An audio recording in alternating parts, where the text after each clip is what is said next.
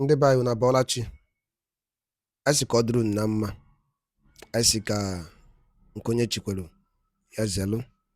Dịka o si dị, ya bụ Igbo Media ka anyị si bịa na uhuruchi nketa iwetara unu ya bụ ozi gbasara maka ihe na-eme na the Old Eastern Region. Dịka unu anụ ka o si ada, nwanne anyị nwoke wetara anyị ozi n'elu akwụkwọ. Victory, victory, victory. As Biafran Prime Minister Mazi Simon Ekpa filled with tears of joy as he wins the second time in Finnish court. Hear the news in details. Ka gbapụ na ọsọ gosi na ya bụ update aji maka wee bi ụmụnne m, biko tọrọ ntị na gee ntị kono na ya wetara unu. Dịka unu ya gị biko drop ọra feature n'ụdị nke gị. Over to you, sir. The presiding judge began the court session by harshly condemning the prosecuting lawyer for presenting a false witness in the previous session, emphasizing the importance of truth in the justice system.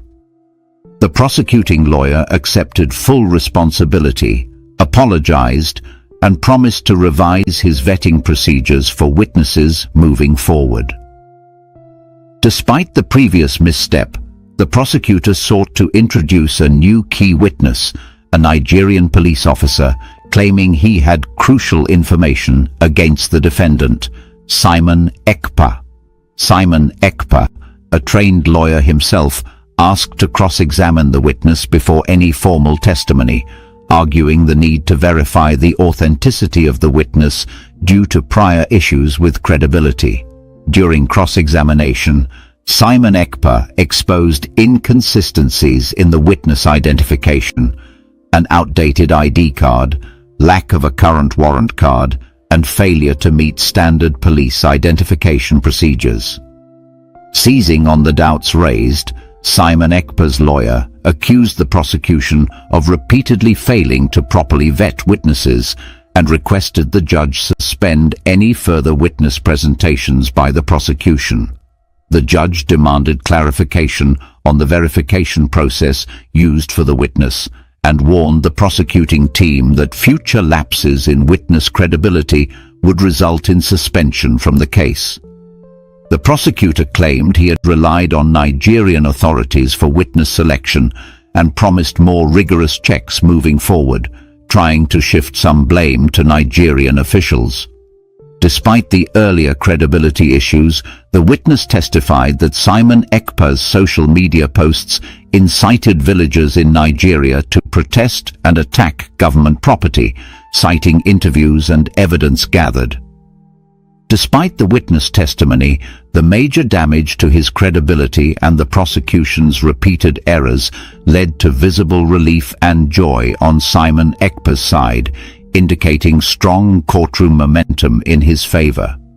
In court, Simon Ekpa's lawyer exposed flaws in the testimony of a police officer, revealing that the officer was not a social media expert, lacked direct evidence of incitement, had no recordings of key witness interviews, and admitted that villagers might have acted on pre-existing grievances rather than Simon Ekpa's social media post.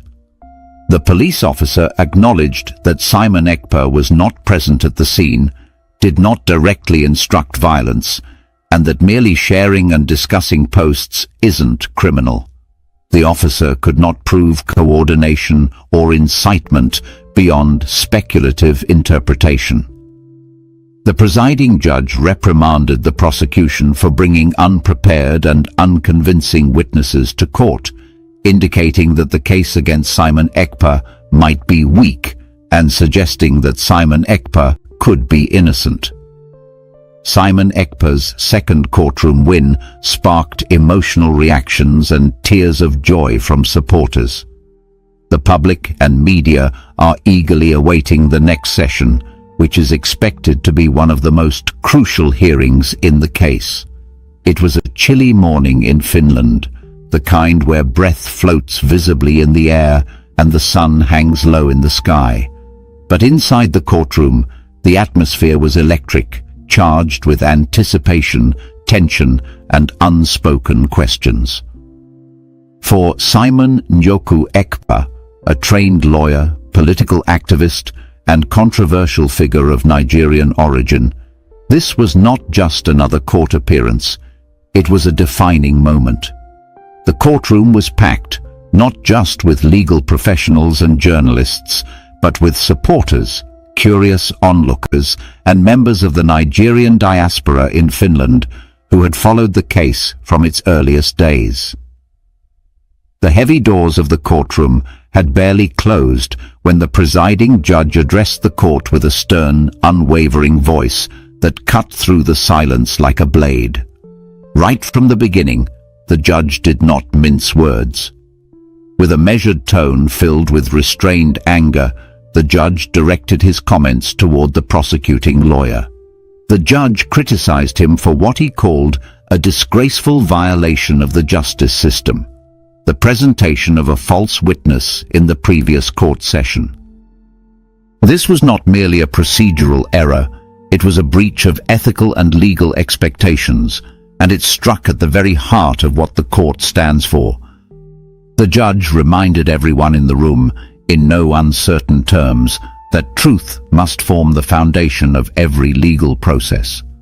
Justice, he said, could never flourish in an environment polluted with dishonesty.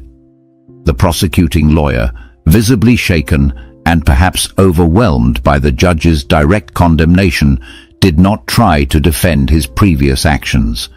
He stood with bowed head and admitted his fault.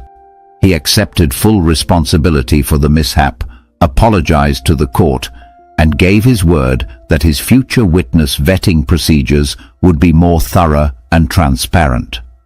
There was a somberness in his voice, a recognition that the court had lost a measure of confidence in his ability to present credible evidence.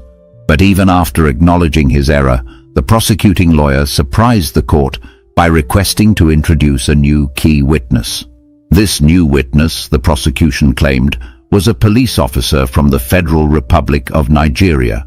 The prosecutor described him as someone who had critical information concerning the case against Simon Nyoku Ekpa.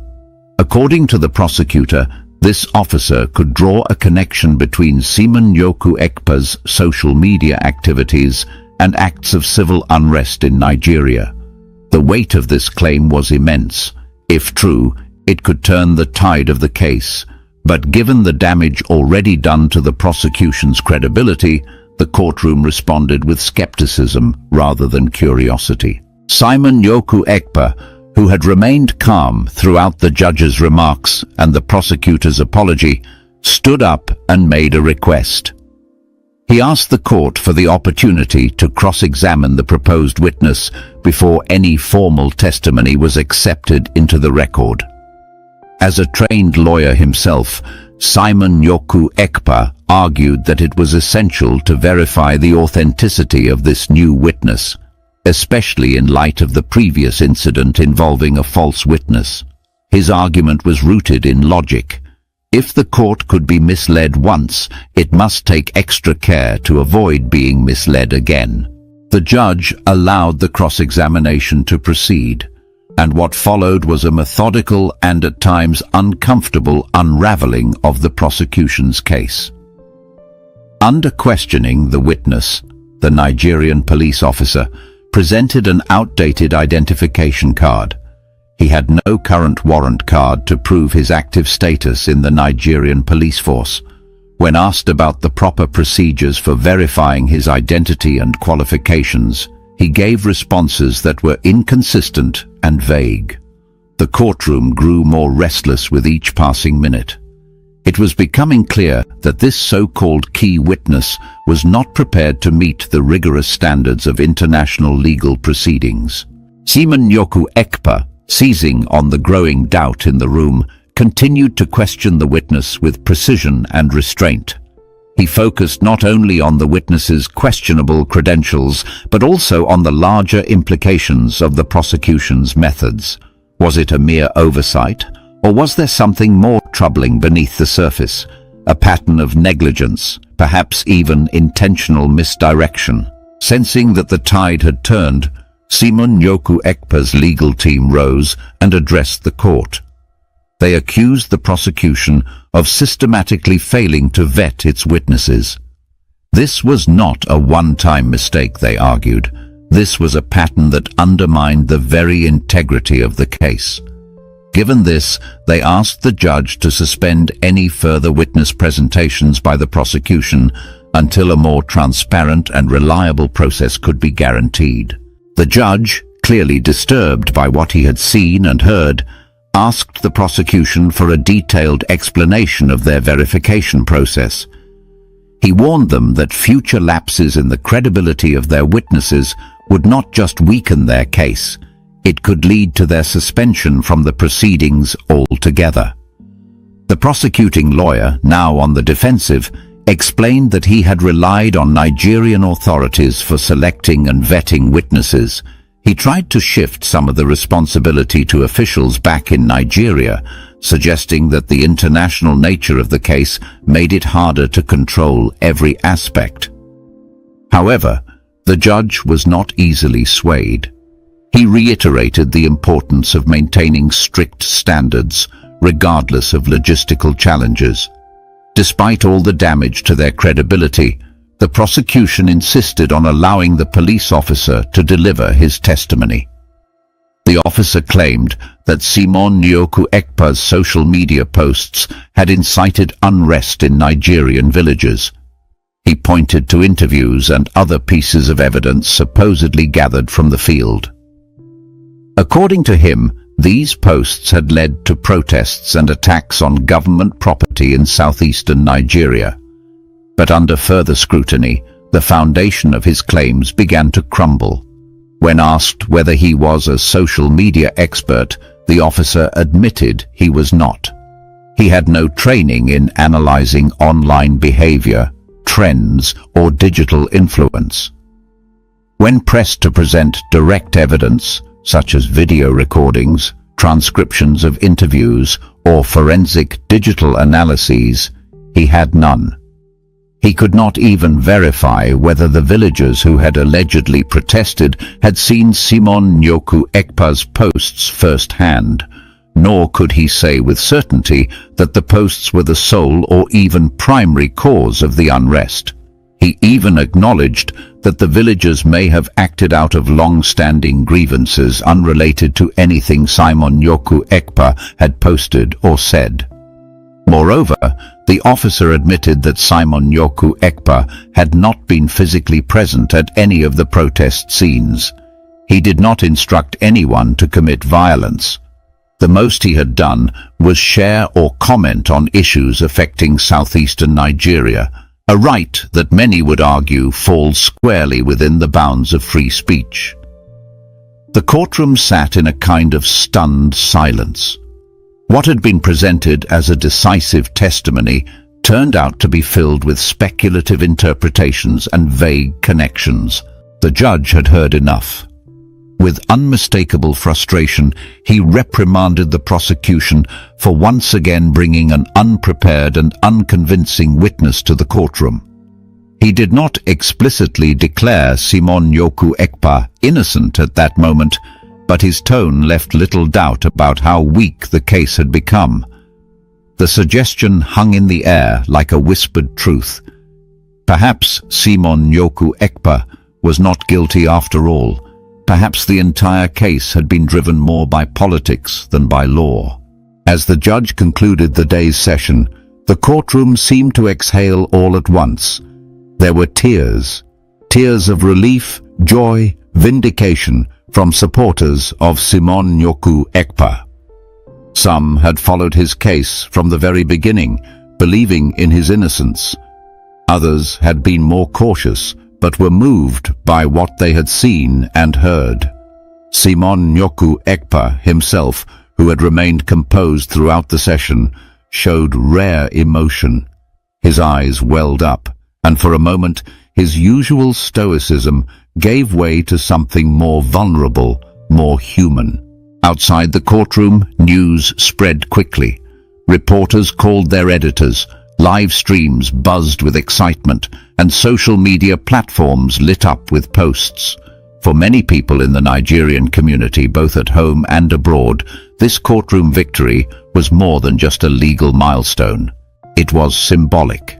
It represented the idea that truth, when properly defended, could still win in a world often clouded by misinformation, politics, and institutional pressure. And so, as the day drew to a close and the courthouse slowly emptied, one thing was clear. Simon Njoku Ekpa had secured his second major courtroom victory in Finland. But more than that, he had regained control of the narrative that had once threatened to define him. With every tear, with every cheer, and with every headline, the message was clear. Justice, though slow and sometimes imperfect, had not failed him yet. The next court session, already being described as the most crucial phase of the trial, was expected to attract even greater attention. The prosecution, bruised and exposed, would need to regroup and re-evaluate their entire strategy. Simon Njoku Ekpa's legal team, emboldened by their recent success, would likely press for an outright dismissal of the case. And for the watching world, the courtroom drama in Finland had become something far more profound, a test of legal ethics, international cooperation, and the fine line between free speech and incitement. In the days that followed, commentators, legal experts, and journalists dissected every detail of the hearing. In Nigeria, radio hosts debated the implications. Was Simon Njoku Ekpa a misunderstood freedom advocate or a dangerous provocateur? In Finland, the case sparked new conversations about how international legal systems should handle cases involving foreign political activism. Could foreign governments pressure domestic courts? And how much weight should be given to evidence produced by foreign law enforcement agencies? Simon Njoku Ekpa himself remained cautious in his public statements. While grateful for the court's ruling, he emphasized that the legal journey was not yet over. He called for patience, dignity, and above all, faith in due process. For his part, he seemed determined not to let the courtroom drama overshadow his broader political and humanitarian work. But even he could not ignore the significance of what had just happened. Victory! Victory! They had cried, his supporters chanting outside the courthouse under the pale Finnish sky. And for now, that victory was real. Simon Njoku Ekpa had stood before the court, stared down falsehood, and emerged not only unbroken, but stronger. And so the story continues. One man, many voices, and a courtroom where the truth, however long delayed, is still possible. As the week progressed following the court session in Finland, the ripple effects of Simon Njoku Ekpa's victory continued to spread across continents. In the heart of Helsinki, where the courthouse had become an unexpected epicenter of global legal and political attention, people gathered in small groups to discuss the implications of what had just transpired. Journalists from Nigeria, Finland, the United Kingdom, and several parts of the European Union huddled outside the court complex, giving live updates, pre-recorded analysis, and long-form podcast segments. Television anchors described it as a moment that tested the resilience of international law and the importance of fair representation, especially for politically active immigrants.